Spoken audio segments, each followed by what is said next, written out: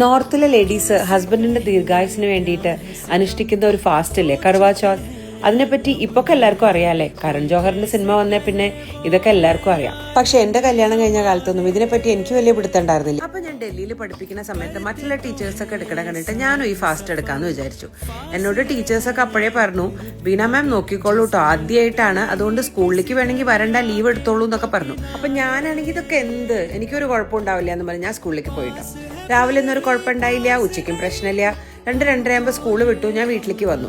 3 മണി 3:30 ആയപ്പോ ചെറുതായിട്ട് വിശന്നു തുടങ്ങി. തലേക്കൊന്നിങ്ങനെ കറങ്ങണ മാതിരിയൊക്കെ തോന്നി. വിശപ്പ് കാരണം ഉറക്കവും വരുന്നില്ല.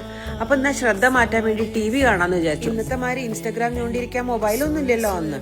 TV വെച്ചപ്പോഴോ സഞ്ജീവ് കപൂറിന്റെ ഖാന ഖസാനയുടെ റിപ്പീറ്റ് ടെലികാസ്റ്റ് പോരെ, എന്റെ സകല കൺട്രോളും പോയി. ഒരു 5:30-6 ആയപ്പോ ഞാൻ പതുക്കെ അടുക്കളയിൽ പോയി 2 മുട്ടയുടെ ബുൾസായി ഉണ്ടാക്കി, നല്ലോണം പാലൊഴിച്ചൊരു കടും കാപ്പി ഉണ്ടാക്കി അതും കുടിച്ചു. ആളന്ന് ആർമി ഹെഡ്ക്വാർട്ടേഴ്സിലായിരുന്നു. അപ്പൊ രാവിലെ പോയാൽ വൈകുന്നേരം ഒരു 6:45 ആയിട്ടേ വരുള്ളൂ. വന്ന ഉടനെ മൂപ്പര് ചോദിച്ചു, എന്തായി നിന്റെ ഫാസ്റ്റ് ഒക്കെ, മിഷൻ സക്സസ്ഫുൾ? ഞാൻ പറഞ്ഞു, അതേ, ആദ്യം എന്റെ ആയുസ്സും ആരോഗ്യം നന്നായിരിക്കട്ടെ, എന്നിട്ട് ഞാൻ മോന്റെ ആരോഗ്യത്തിന് വേണ്ടി പ്രാർത്ഥിക്കാട്ടോ എന്ന്. അത് കേട്ടപ്പോ ഉറക്കെ പൊട്ടിച്ചിരിച്ചുകൊണ്ട് ആള് പറഞ്ഞു, ഞാൻ നിന്നോട് പറഞ്ഞതല്ലേ ഇതിന്റെ ഒന്നും ഒരു ആവശ്യമില്ല, എനിക്ക് ഇതിലൊന്നും ഒരു വിശ്വാസമില്ല എന്ന്. നിനക്ക് തന്നെയല്ലായിരുന്നു നിർബന്ധം, ഇപ്പൊ മതിയായില്ലേ? അതെ, എനിക്ക് മതിയായി. അതന്നെയായിരുന്നു എന്റെ ആദ്യത്തെ അവസാനത്തെയും കർവാ ചൗത്ത് വ്രത്ത്.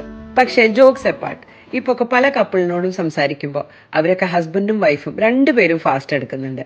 എന്തിനാ അപ്പൊ ഒരാള് മാത്രം മറ്റാളുടെ ആരോഗ്യത്തിന് വേണ്ടി ഫാസ്റ്റ് ചെയ്യുന്നത്? 2 പേരുടെയും ആരോഗ്യവും ആയുസ്സും ഒക്കെ ഇമ്പോർട്ടന്റ് അല്ലേ? അങ്ങനെ ലോകത്തിന്റെ നാനാഭാഗത്തുള്ള പല പത്നിമാരും തന്റെ പ്രിയതമന്റെ ആയുസ്സിനും ആരോഗ്യത്തിനും വേണ്ടി കർവാ ചൗത്ത് എന്ന ഫാസ്റ്റ് എടുക്കുമ്പോൾ എവിടെയൊക്കെയോ ഒരു സൈനികന്റെ പത്നിയും അത് അനുഷ്ഠിക്കുന്നുണ്ട്. ഒരു വ്യത്യാസം മാത്രം, അവളുടെ കൂടെ അവനില്ല. ഒരു കണക്കിന് പറഞ്ഞ അവര് 2 പേരും ചെയ്യുന്നത് ഒരേ കാര്യം തന്നെയാ. അതിർത്തിയിൽ അവൻ രാജ്യത്തെ കാക്കുമ്പോൾ അവൾ വീട്ടിൽ അവന്റെ ജീവൻ കാക്കുന്നു. അപ്പൊ പിന്നെ അവര് 2 പേരും സ്നേഹത്തിന്റെ കാവൽക്കാരല്ലേ?